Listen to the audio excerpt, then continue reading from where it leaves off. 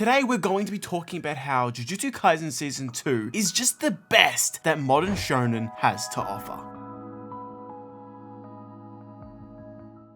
As a lot of you would have noticed, Season 2 of JJK looks a little different when compared to Season 1 and the film. Months before I'd even begun the series, I was seeing the community discussion for the trailer of Hidden Inventory saying how much worse it is compared to Season 1. These comments would often be very extreme and hyperbolic.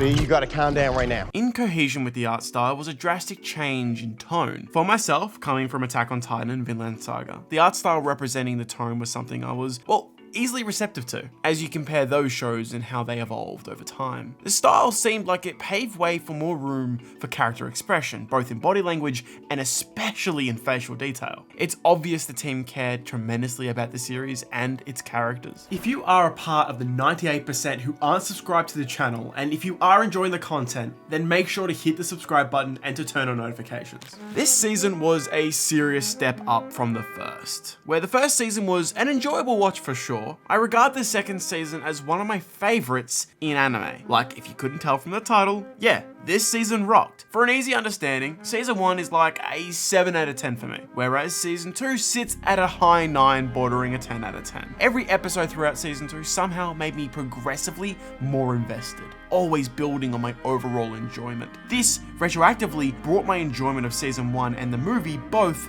to an 8, as I now care so much more for these characters and the world as a whole.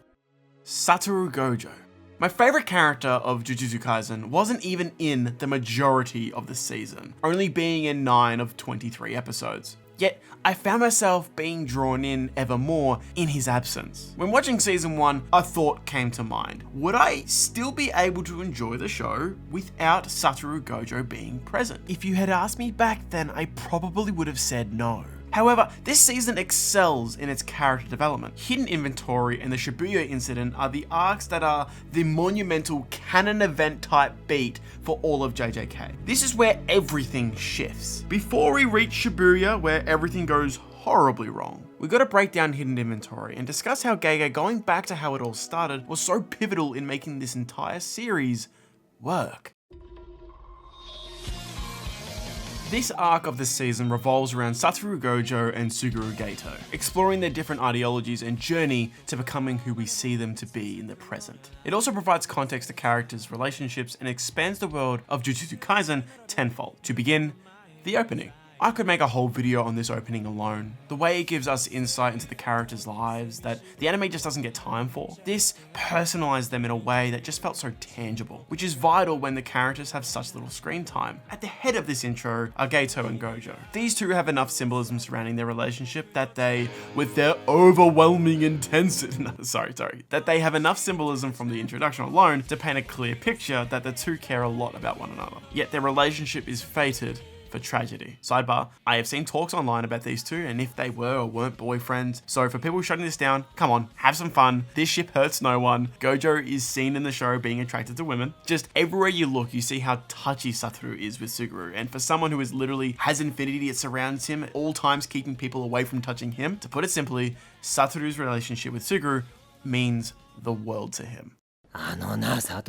Hidden Inventory goes on to further contextualize and expand known characters that we both did and didn't get much focus on in the first season, such as Nanami, Principal Yaga, Yutahime, Meimei, Gato, Shoko, and Yuki. Their personalities and even some ideals getting the spotlight was a welcome addition. This further helped distinguish their characters and my enjoyment of them. So much so that I could watch a whole series focus on all of them even. Having Gato be Gojo's deuteragonist simply propelled Gojo even further into being my favorite. Like, his lead on everyone else is beyond catching up at this point. Sorry, Yuta and Yuji. We learn so much more about the both of them and their relationship and how integral it is to the story's world. We see the friction between Gato and Gojo in their early years quite quickly. Their different ideologies clashing will be the eventual reason for their breakup later on, as they change into new and different people. Even though they'd shared experiences at Jujutsu Tech, due to their different worldviews, the effects were widely divergent and at odds. It's a beautiful and easy to digest concept. Some people grow apart, that's life. The events that happened during this arc are nothing short of traumatizing. That is clear to see. Whereas Gato initially saw his responsibility to protect the weak, people who can't manipulate cursed energy, Gojo saw it as exhausting, stating that assigning responsibility to strength is something the weak do. Very reminiscent of Sukuna, the king of curses. Throughout their missions, we'd experienced the start of their detachment. Gojo and Gato are assigned to guard a star platinum vessel, Riko Imane, a girl who's compatible to merge with Tengen. Tengen is the being who possesses the immortality technique, but it lacks eternal youth. Once Tengen reaches a certain age, the technique begins rewriting their body, resulting in Tengen no longer being human and losing their own free will, causing a major problem in the Jujutsu world as Tengen would no longer be able to supply the Jujutsu schools, societies, and assistant supervisors with barrier techniques, with the potential of Tengen becoming a possible threat. So, every 500 years, Tengen is provided with a star platinum vessel to rewrite their body, renewing their technique. The gravity of the mission convincingly proves that Gojo and Gato are the strongest Jujutsu High has to offer. They both stood in witness to the one who left it all behind, Toji.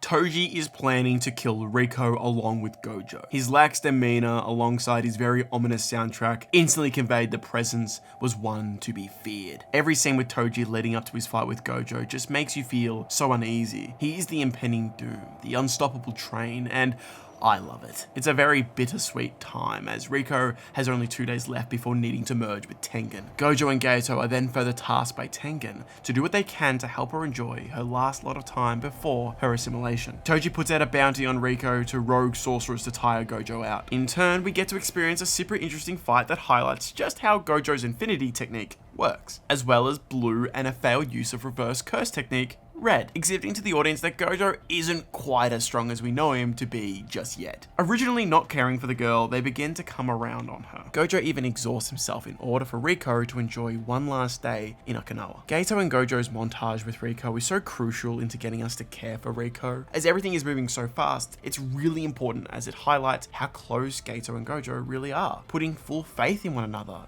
サトル、昨日から術式を解いてないな。睡眠もだ。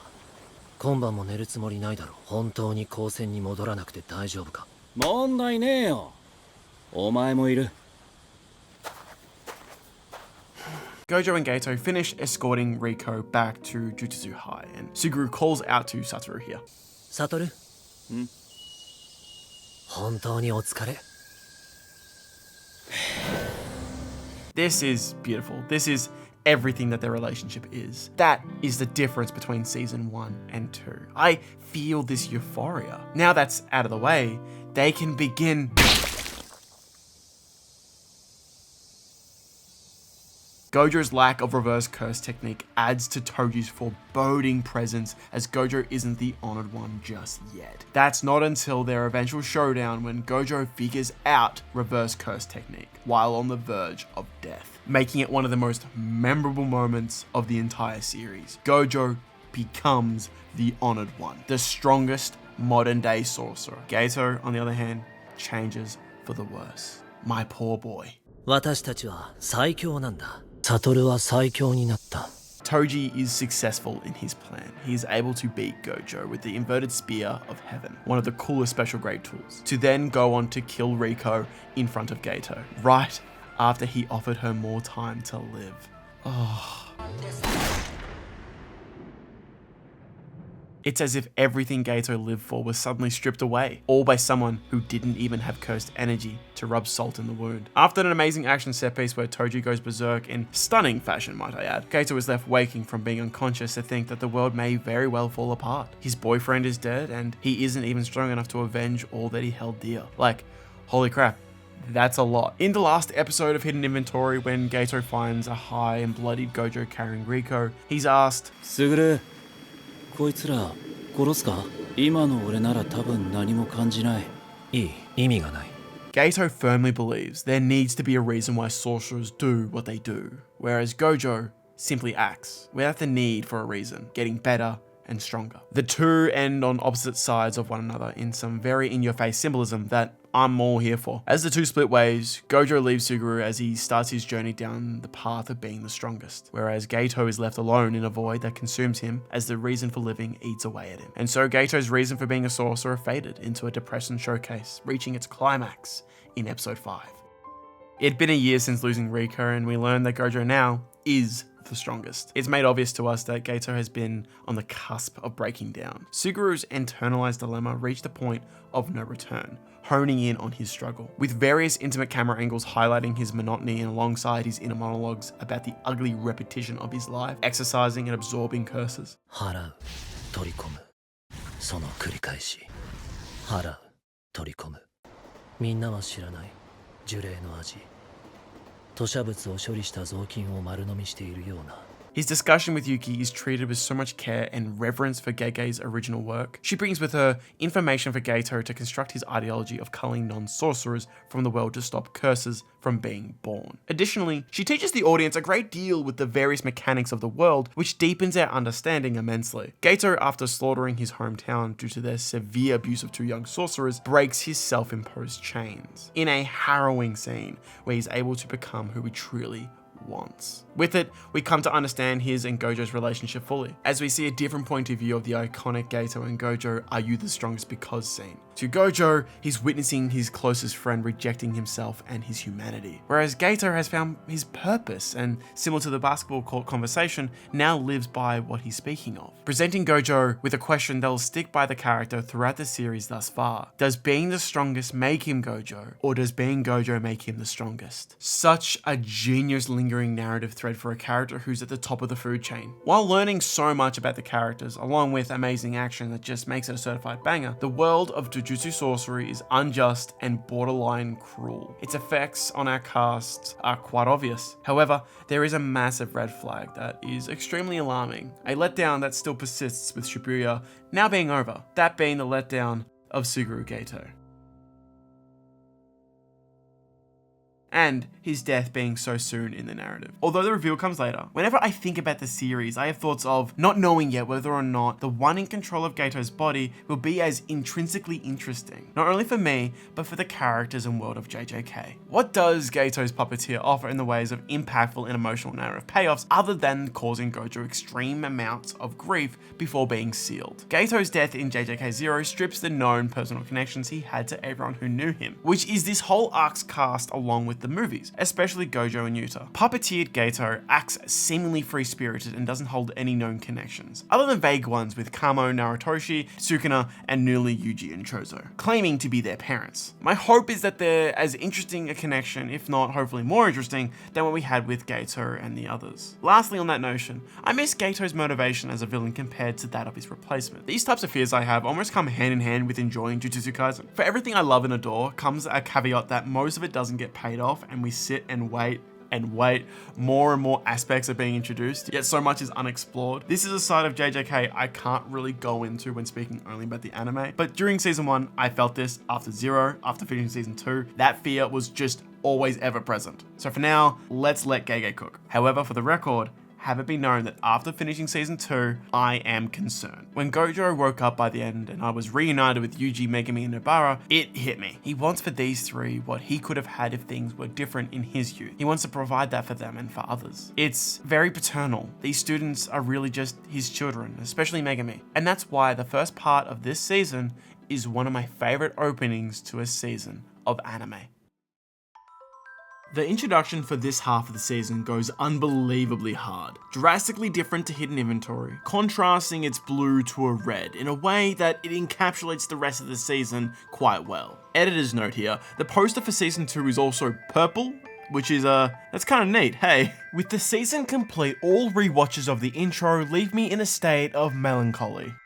The PreShabia Incident is such a pivotal moment of the season, specifically episode 6, It's Like That. It's the last slice of life moment that we get between our main trio before life goes to shit for them. We get to spend quality time with them, re-establishing their personalities and dynamics. It's essential, the same way Hidden Inventory's introduction was to its cast. If we didn't get this in the season, Shibuya's fast-paced action and character depths wouldn't evoke the emotions that they do, or at the very least, not to the same extent. And for the record, this part of the episode is not filler. I hate the notion that the story being told at this specific moment doesn't directly serve the plot of heroes stopping the bad guys, then it must automatically become filler and is a waste of time. This episode proves to us that they're a group of friends who care for one another. They're siblings in a sense. In JJK, we absolutely do not get much of this. So what we do get is so vital to feeling for the impactful moments. Nobara's death is heart-wrenching because we know how much she means to our protagonist. Yuji Itadori. A crucial reason why her death scene is so somber is because Yuji is there. His reaction sells it. Additionally, Ozawa Yuko's small appearance allows us to see Yuji's good-natured heart again, furthermore showcasing Yuji's ability to essentially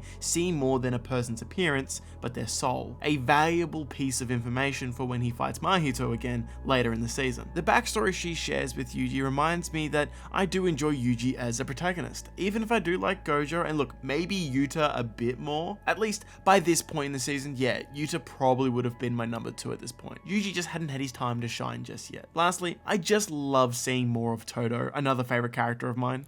Mekamaru being a traitor was also a bit obvious to point out. At least the editing leading to his reveal was still intriguing. If anything, it was almost too obvious. Essentially, it double bluffed me. Considering how useless Miwa is, I thought maybe it'd be her. She would get one trait. So, listen to everybody. Nobody believes in you. What are you prepared to do about it?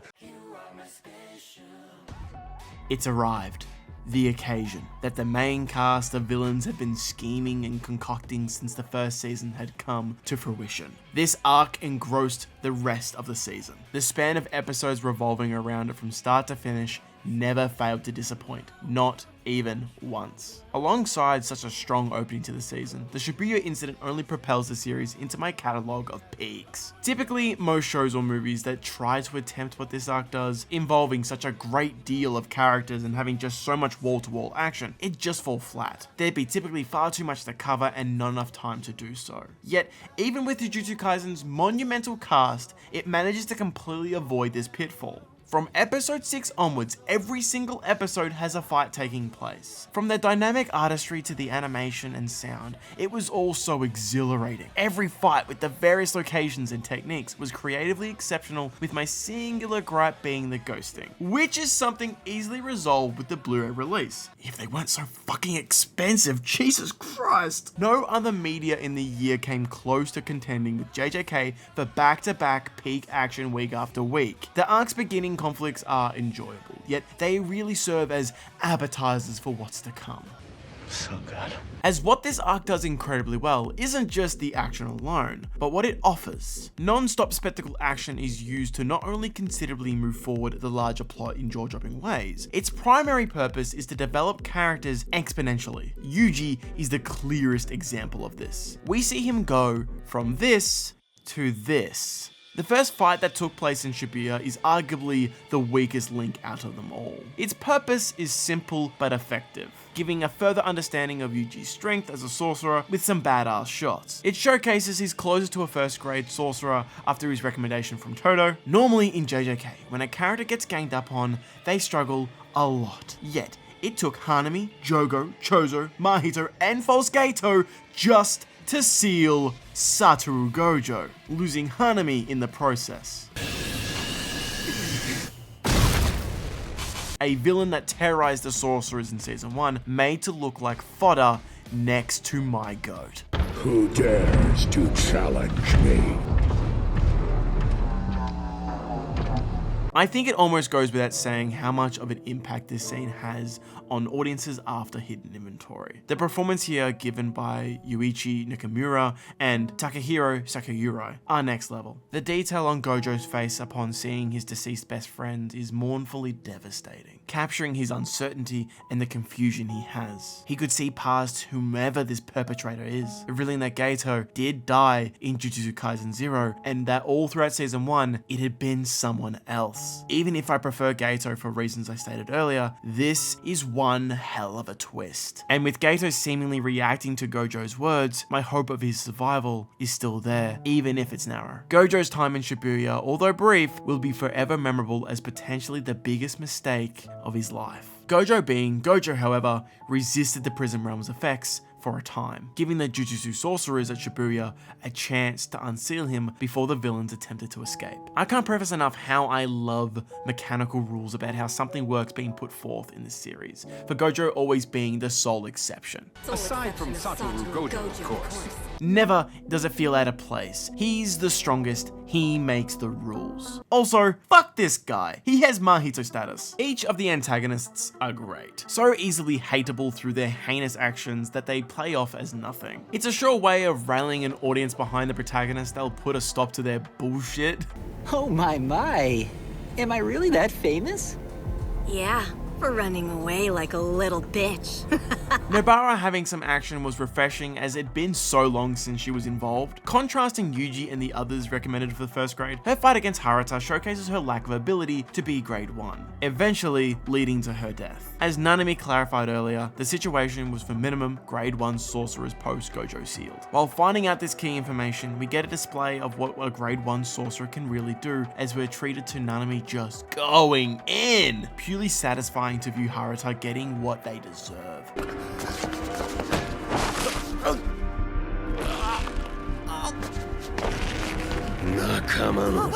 And just before you'd think it couldn't get any more crazy, as Yuji, Megumi, and Ino are working on breaking the veil, Toji is then revived.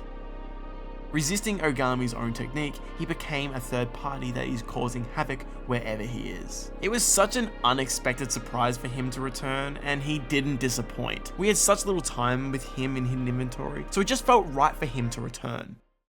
Yuji vs Choso. It's such a raw brawl of stunning visuals and fluid animation. It wears its inspirations on its sleeve, like many of the fights from season 2. Hell, most of JJK is like this. It's not too over the top and is super easy to follow. Choso's technique makes for some sublime animation work, and the use of genuine martial arts as a reference does wonders. To top it off, the environmental aspect that allows for pretty reflections in the coloring is just surreal. It's also integral to keep in mind that Choso is fighting his brother's killer. His brothers were the only family he had. So after defeating Yuji, learning that he too is his brother just before he could avenge them, that is another twist that causes so much room for development with Choso, whereas before, there was none. Furthermore, establishing a strong parallel between him and Itadori, along with a serious sense of guilt that fucks with Choso. When talking about guilt, Yuji, by the end of the season, has a lot of it. The twist adds so much complexity, and its execution, although visually odd, is done splendidly. We really learn how shady Mei Mei is during Shibuya. Her and her brother Wee Wee are two characters that I feel indifferent about. Both keep things close to their chest. Because of this, their life or death situation only had me committed to their success because they were on their way to save Gojo. Well, at least I thought so. Nonetheless, their relationship is extremely off-putting and does fit the bill with how disturbingly connected Mei Mei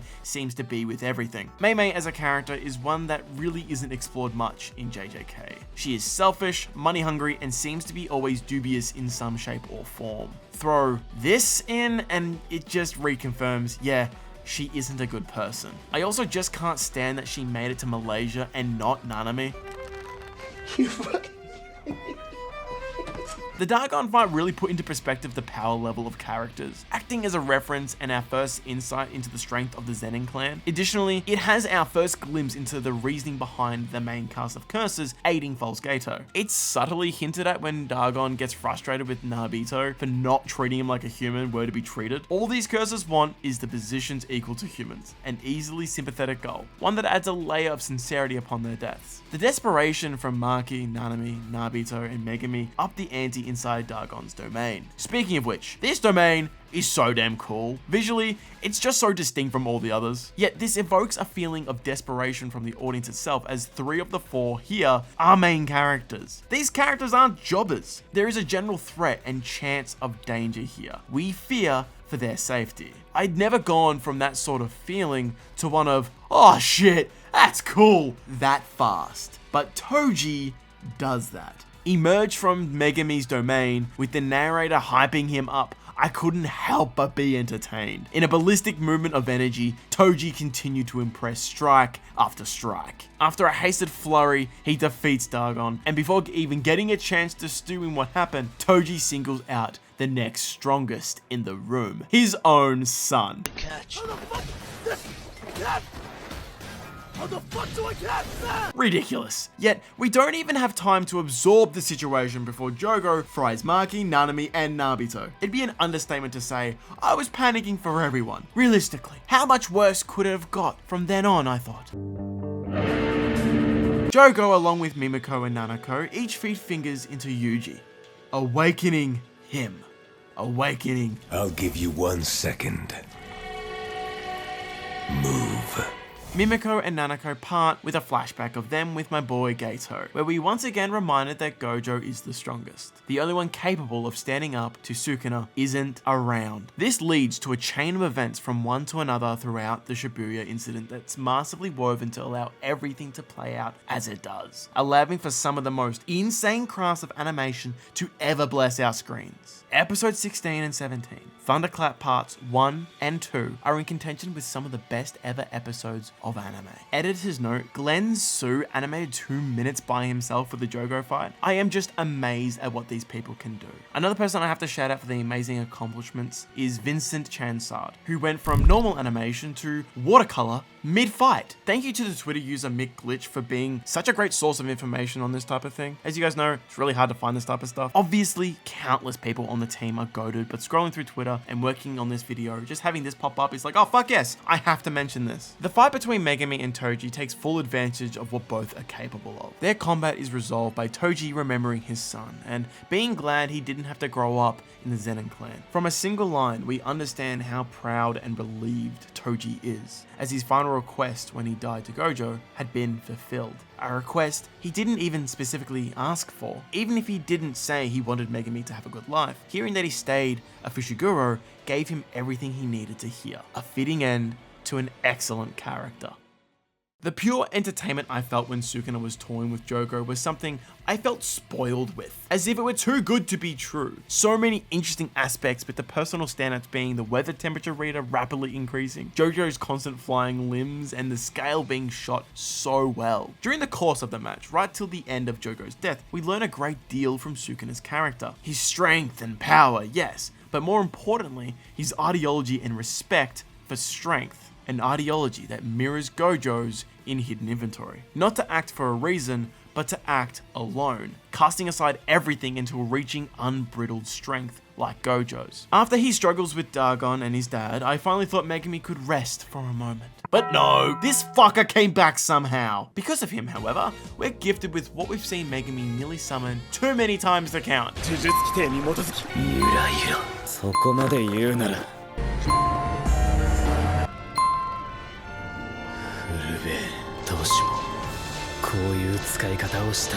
Learning more about the Zenin clan from a flashback, Gojo explains that the 10 Shadows technique rivals his, setting up,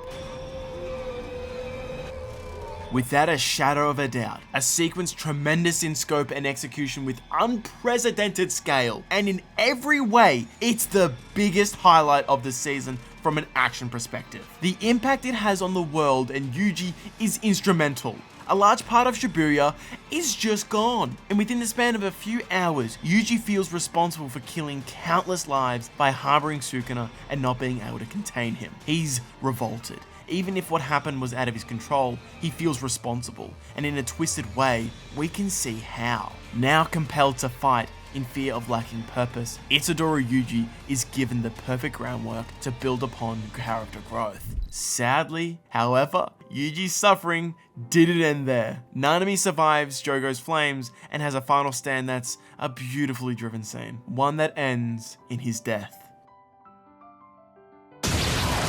Witnessed by a helpless Yuji. I have to credit the voice actors here. Each are just fantastic. ダメだ。虎君。 During the rageful climactic clash, Nobara joins the fight, in which she's duped after a better display of action, where she seemingly brutally dies in front of our Yuji. Once more, helpless to do anything about it. Most times in anime, characters have flashbacks before their death to make you care for whomever is dying without adding anything to the story moving forward. But with Nobara only presumed dead, she is an exception to that. I think. However, I do understand if someone says that this feels undercooked. It works for me just because I have a connection to Itadori. To add, the reference from season 1 results in Nobara's dreamlike sequence being, for me at least, uniquely superb. Mahito said to Yuji, he's like him, stating that Yuji saves people by killing curses without thinking, like how he kills humans without thinking. A line that significance is reflected after their bout. In credit, to Todo. His presence reinstilled Yuji to keep moving forward, even if he's a murderer responsible for Sukuna's actions. As a Jujutsu sorcerer, they live past the bounds of karma, and with the possibility of Nobara surviving, Yuji finds the strength to soldier on. The brothers then got to cooking. By the end, we received a new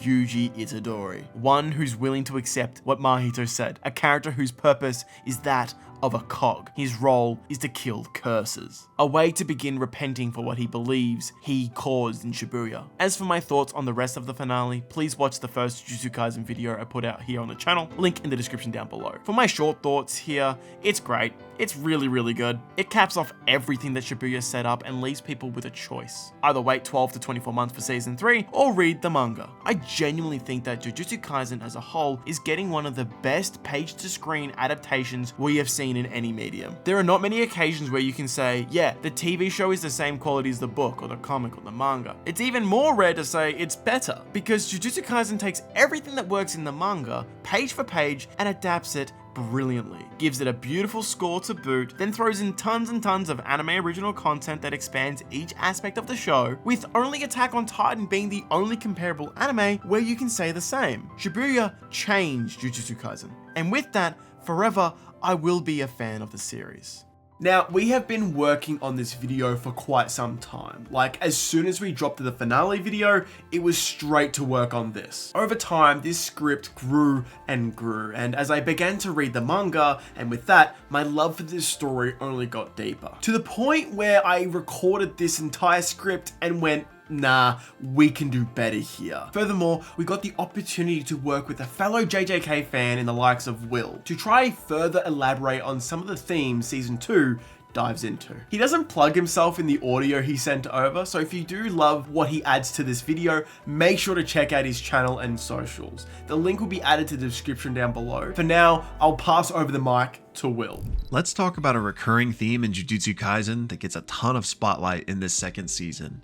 And that is the notion that with great strength comes absolute loneliness. This concept is embodied by the most powerful characters in JJK, namely Gojo and Sukuna, but it's not just limited to them. So let's first rewind and go back to the hidden inventory arc where this is first shown to us. Gojo and Geto are introduced as the strongest. Even still, just as students, they are considered the pinnacle of Jujutsu due to the blessing of their innate techniques, which are amongst some of the most powerful in the entire verse. And this title of the strongest, they wear it with pride because it places them in an echelon all their own. However, important is that they aren't alone, because they have each other. They are the strongest. And while we can see they butt heads ideologically, they clearly have a close bond and rely on one another, primarily because they are the only ones that can truly relate to one another. And that is why this arc is so tragic, because it's ultimately about them traveling down completely different, unreconcilable paths. And this is not only exemplified by their ideological differences, but also thematically, because after Toji, Gojo has an awakening that places him in a whole other tier even compared to Geto. Gojo alone is now the strongest,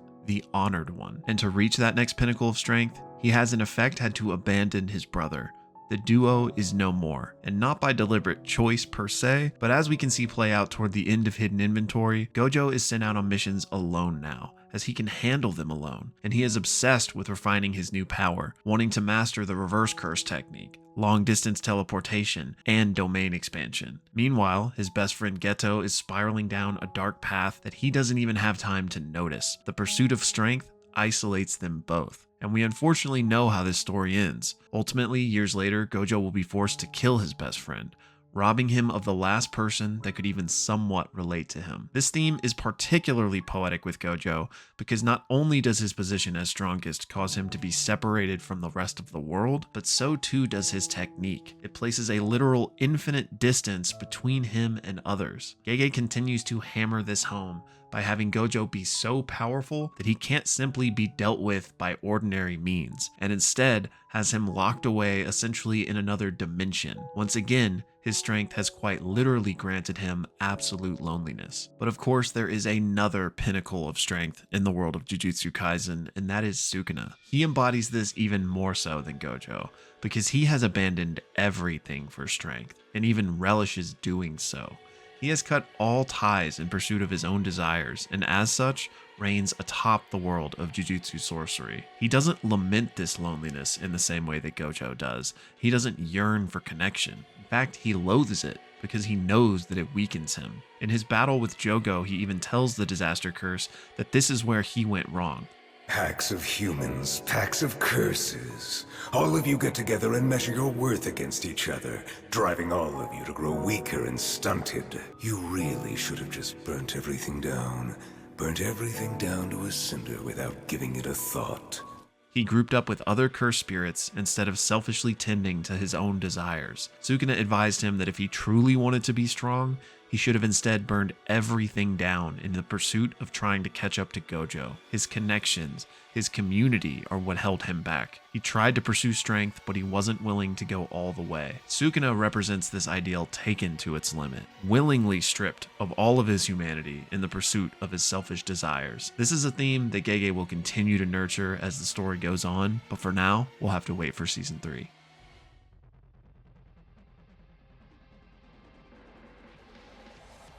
When talking to Will personally in DMs about taking part in this video, I just wanted him to talk about anything he wanted to about JJK. I said, feel free, whatever it is, we can make it work. And funnily enough, the exact topic he chose connects beautifully with what we've already discussed so far. The themes of strength, the deeper meaning behind every fight, just why so many characters are so beloved. It all goes back to how Gege uses these reoccurring themes to further push the larger story forward. It's something that I think even season 1 struggled in places, where some fights, although visually interesting, sometimes felt more so the reason we are seeing this fight or that was due to needing to get across necessary exposition to explain the power set of certain characters, so that we know what their kit is, or the mechanics of heavenly restrictions, or shadow techniques, or whatever it be. So it's conversations like these that really puzzle me. What's so good about JJK anyways? The animation, it's carried by the animation and fights. The action, Mappa does a phenomenal job with the animation. The fighting's great, the animation is great. Is Jujutsu Kaisen even that good? Oh! Okay, Jujutsu Kaisen is only good because of Mappa. Like, I'm sorry, pause. Are we really watching the same anime? And with how long this video has taken to make, and how my opinions have steadfastly gone towards the direction of, oh shit, this is some of the best gourmet food I have ever eaten. The more and more I see this weird take on JJK, that it is solely carried by its cool action, that it has no merit or weight behind its punches, that it's all fluff. To settle this, I have a few points to make, but I want to start with the Blu-ray release, and specifically a fight I have already covered earlier in this video. Episode 41, Thunderclap Part 2. Yes, that fight again. To start off, I need to show you guys the full key art list. And thank you to V2 Tokyo Ghost on Twitter for compiling this list together. People who know a shit ton more than me have said that episode 41 might just be the most stacked key art list of all time. And by looking at this list, I am not surprised. The additional scenes and shots with the undimming, just everything. This entire fight was already one of the best in anime ever. And it just got even better. With the release of the Blu-ray, we also get the storyboards with comments, which gives us a further insight. And there is one passage here that made me go, ain't no fucking way. So I just want to read most of the notes as this plays. Sukuna prepares to launch another slashing attack. Please just add a whoosh in this cut. He hasn't sent out the attack just yet. It will be sent out in the next cut. Makoro uses his upper torso to throw his severed lower torso at Sukuna, connecting a knee against Sukuna. Sukuna is launched out of the building and Makoro keeps pace with Sukuna. Every time Makoro hits Sukuna, again, it actually is a reaction to Sukuna launching another slashing attack at Makoro. Makoro is using a counter strategy to attack at the same time as Sukuna by deliberately severing his limbs in order to hit Sukuna while he is being hit. And Sukuna is traveling towards us here. He uses a feinting motion to trick Makoro into thinking he will launch another slashing attack. He does not actually attack at all. That's very important to realize here.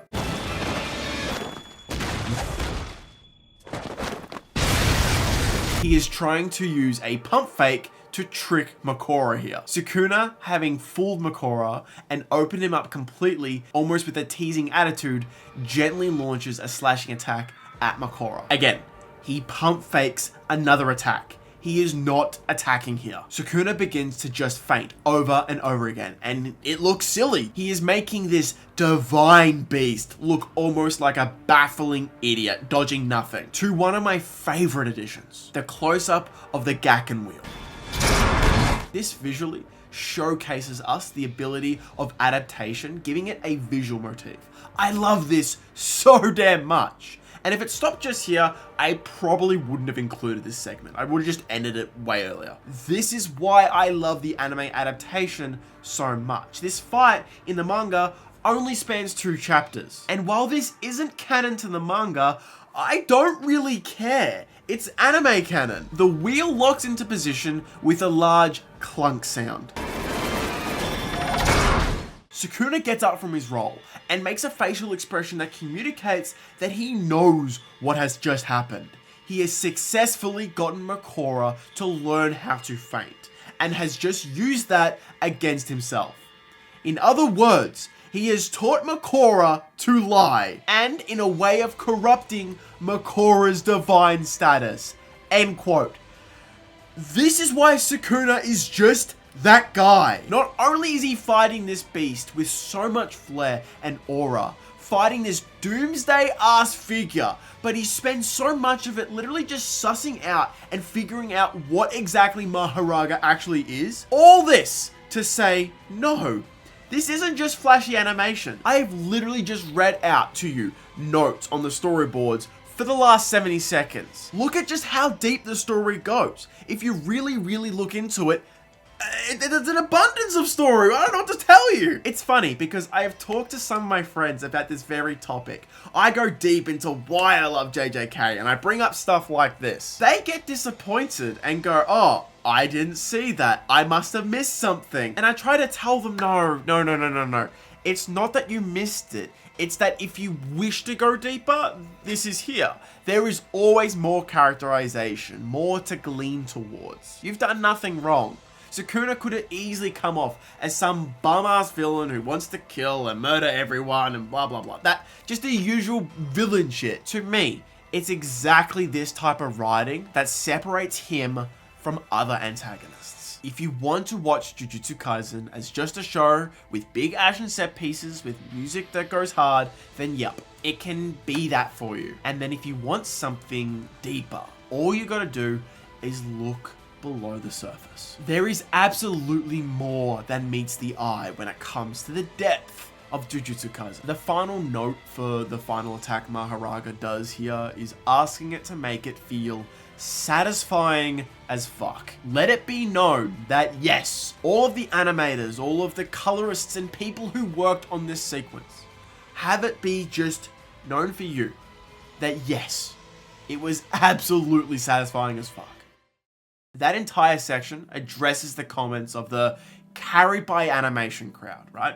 I hope that does. I also need to talk about one review that I read because I think it's fruit for conversation. IGN published their review of Shibuya and gave it a 6 out of 10, calling it okay. Now, this reviewer and I, for the longest time, we've been on good terms because they gave Attack on Titan's last 2 parts a 10 and they gave Vinland Saga Season 2 a 10. So for me, we're best buds. We get along fine. It's just that we have been caught on opposite ends on this debacle, however. And just to be clear, if it wasn't already, I'm not having a go at this reviewer or the review. This is just a launching point for further discussion on the topic we are currently having and we're currently talking about. This is all in good faith and for fun. This isn't blind, I hate this dude because he disagrees. So now that this is out of the way, let's dive into it and let's have some fun. I just want to focus on a few lines here and discuss them a bit because I've seen many of these lines of thinking be used. While yes, I also feel like Jujutsu Kaisen as a whole could really have benefited from having a few arcs before Shibuya. However, the following quote has stumped me. The arc ends up being nonsensical fight after nonsensical fight without much emotion in the storytelling. There's a cheapness to many of the deaths, and even though the story arrives at some big changes, it does so after a meandering story. The Shabia Incident arc unfortunately seems to misunderstand that it wasn't the action alone, but the sum of Jujutsu Kaisen's parts that made this show great. I am at a loss for words. So much to address. Literally, what episode has a nonsensical fight? Like a single one. This quote isn't saying at one point there's a nonsensical fight. It's saying that there is multiple back-to-back fights that are like this. The only fight to me that lacks punch is the grasshopper one, which more so comes a result of the crunch, I feel, with the weird cropping that was done between the storyboard and Ganga process and the final cut. I'm not an expert, so don't take that as gospel, meaning the actions to me are less clear and it comes across as a bit more messy than we're used to. Like honestly, rewatching this tweet's video, I think so much of it works better if it had been zoomed out a little bit. I just struggle to think of a single altercation that doesn't elevate characters to an insane new point in their arc or lead to their premature death. With Yuji, our MC, the protagonist boy himself, being our focal point. They say this about Yuji. Seeing him mostly react to the villain's plot while his friends drop like flies makes Yuji a worse character and weakens the larger ensemble too. Likewise, having the villain get away from a fight right before losing and time again quickly becomes annoying and tiresome. I honestly don't know what show he watched. The only villain to get away was False Gato.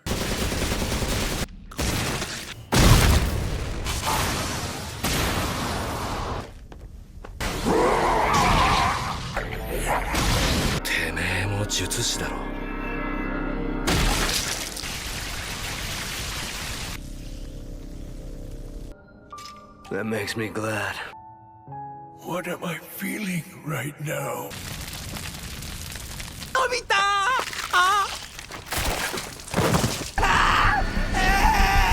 The thing is, I see many people before even this review came out echo the same testaments. That Yuji isn't the MC, that he's a fraud or whatever it be, or that he's just boring. Yuji Itadori is not a good main character. He's barely a main character. Yet, while I love Yuta and Gojo is my favorite, Yuji is the clear MC. Jujutsu Kaisen is nothing without him, and the entire main cast revolves around him. Will spoke about how techniques earlier reflect their curse user. So with that, how neat or how cool is it that our main MC, the guy who for the entire show hasn't known his role in the world, where he belongs or just anything in that matter, is also the only one to wield curse energy but not have an innate technique.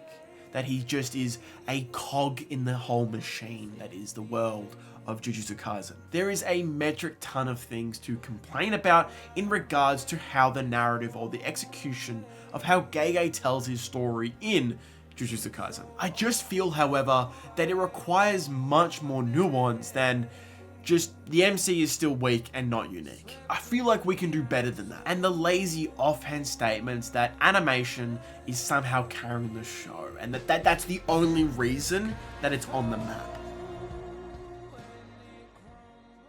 And these are my two concerns in regards to the franchise as a whole. First off, is looking towards the community as a whole. Secondly, the production behind the scenes. Starting off with talking about the community, it's more so focused on actually trying to be anime only. Now, some of these comments come from someone who is, yes, chronically online. I get it.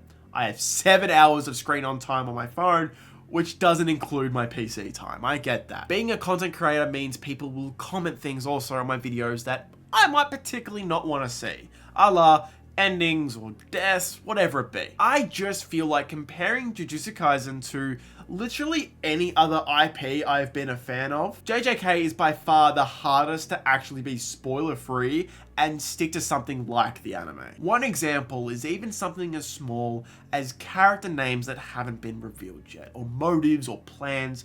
And when I watch podcasts of people I absolutely adore, they just flat out say information that won't be revealed until way later. This isn't hating on anyone specific or content creators, just I understand how hard it is to explain something, like why something is good or why something happens, when the answer is something as simple as a text bubble in 20 to 30 chapters. I get it. Yet the culture around spoilers is just beyond anything I have ever seen before. This is even before I read the manga, by the way. I just knew so many panels just because who doesn't know who blank is or what blank is, or that blank happens at this moment, or this meme, or this death. Like, you get kind of what I mean here. It's gotten so bad that numerous celebs have outright spoiled future chapters to the point of why even bother staying anime only? Bruno Mars and Usher both spoiling massive twists on their socials just goes to show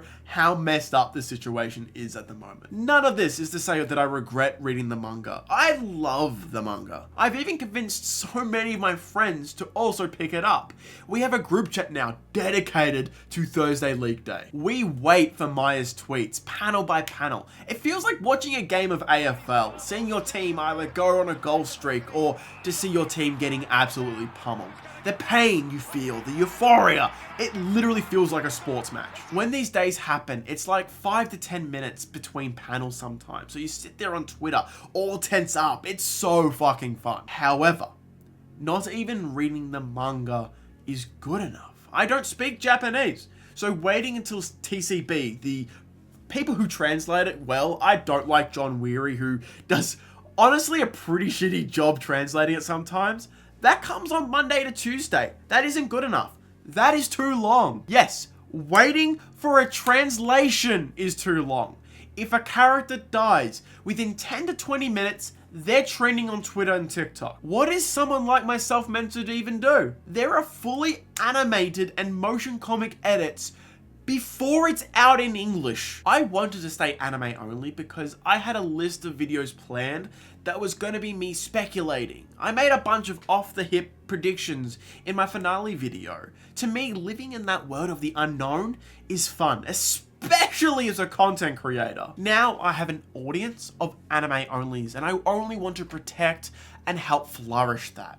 Yet I can't join in on the excitement. It's just different now. I really do feel like this side of the fandom becomes fatiguing, and maybe most would laugh at me or just tell me to shut the fuck up. I just don't think I'm alone in this. What are your thoughts surrounding the release and leak culture around the JJK manga? If you want to talk spoilers, please just mark your comment and then do it so it hides behind a show more. I will happily talk more about stuff like this, but also a better place for this type of discussion is my Discord, where we have tons of channels especially for this type of deep dive. Okay, it's now time to talk about the elephant in the room. Back in January, when I did my video on the finale, I lightly touched on the issues behind the scenes. The Maharaga fight alone showcases some of the issues being present on screen. Yet now that the dust has settled, many, and I mean many, of the animators are speaking out about the conditions that they worked under. It's not rumors anymore. We have testimonies. I don't have time to go over every single thing that these interviews said and covered. As you can see, they go for hours and hours. The full videos will be linked down below, as well as a translation to an interview with an animator I praised earlier in this video. The reason this is the elephant in the room is that the insane animator list for episode 41 that I showed you earlier, we may never see a Mappa production ever look like that again. That means future seasons and films for Vinland Saga, Chainsaw Man, whatever it be, the very best the industry has to offer is saying no till changes take place. Though something to be wary of, while the working conditions at Mappa are horrendously poor, we have to be careful about spreading misinformation. This tweet went viral recently saying that the animator who did this scene was paid under $2 an hour for the entire thing, which is a flat out lie. This isn't true at all. Maybe this was said not on purpose and was just a misunderstanding. I get that. The entire process of animating a show like this can be extremely overwhelming. Nonetheless, this still misled well over a few million people. She corrects the person by saying the following: the price point is per cut, not the full scene. Cut meaning a shot when the subject of camera changes. That number was what I got paid to do layout, and then was paid again to do the Genga. I was not responsible for the in-betweens, color, composite. I am not going to read her entire thread, but you see her handle here, so please Go check that out if you're interested. I bring this all forward as not only am I concerned about the quality of the show maybe being affected in the future. That's obvious. But the actual well-being of the people behind the pencils. I love this show, and to be honest, so many Mappa productions sit at the top of my favorite shows of all time. But looking at the way the entire studio and industry handles their working conditions, I feel as if every time I do a video like this caveat has to be said. I love the artistry on display, yet how we got here, the story and frames that are on my screen, what had to come to get to this point of watching these shows on Crunchyroll just isn't okay. And I don't know what else I can really say other than this. We are at a point pushing 10,000 words. I have made my love for this anime clear at this point. This just felt like it needed to be said in a video as long as this. Jujutsu Kaisen Season 2 has been an experience I will carry with me as my catalog continues to expand. Currently sitting in my anime rankings just outside my top 3, which is insane to think about, right under the likes of Attack on Titan, Vinland Saga, Frieren, and lastly, Full Metal Alchemist Brotherhood. Those 4 are the GOATs. They are all 10s to me. I hope with the next arc getting animated, whenever it may be, is able to help Jujutsu Kaisen get to that 3rd spot, because I'm gonna be real, I don't see Attack on Titan or Vinland Saga moving from my top 2 anytime soon. I'm sorry. The funny thing about JJK is that there is still so much I haven't covered. I've barely touched on its powerful score and so many of the narrative threads from season 1 that get paid off this season. What were your favorite moments of season 2 of JJK? With season 3 coming eventually, is more Jujutsu Kaisen content something you want to see more of? Because it's certainly something I want to cover more, even with so much being said here. So let me know, what do you want to see me cover next? Even if it's not JJK related, let me know otherwise. Other than that, I just have to thank my patrons. In the top mate tier, we have Nick. In the great mate tier, we have Colin. And in the good mate tier, we have Jadu Sable. If seeing your name here at the end of videos or hearing your name be called out along with other perks interests you, please make sure to follow the link in the description down below. You get to see videos early, among other great things. Anyways, thank you for watching today's video, and also thank you to Will for taking part in today's video. I really appreciate your insight and thoughts on this topic. Make sure to subscribe to the channel with the notification bell turned on, and I will see you guys next time.